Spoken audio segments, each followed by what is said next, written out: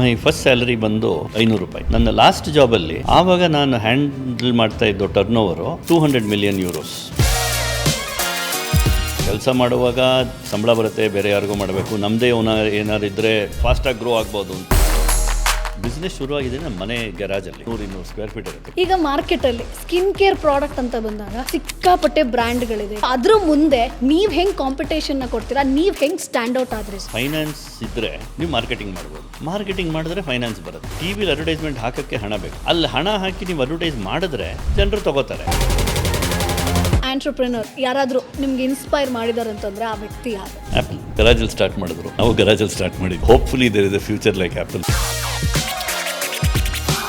ರೈಸಾ ಸಂಸ್ಥೆಯ ಸಂಸ್ಥಾಪಕರಾಗಿರುವಂತ ಶ್ರೀನಿವಾಸನ್ ಮಲ್ನಾಡ್ ಅವರ ಜೊತೆ ಅವರ ಬಿಸ್ನೆಸ್ ಜರ್ನಿಯ ಮಾತುಕತೆ ವೀಕ್ಷಿಸಿ. ಬಾಸ್ಕಾಸ್ಟ್ ಶುಕ್ರವಾರ ಸಂಜೆ 6 ಗಂಟೆಗೆ.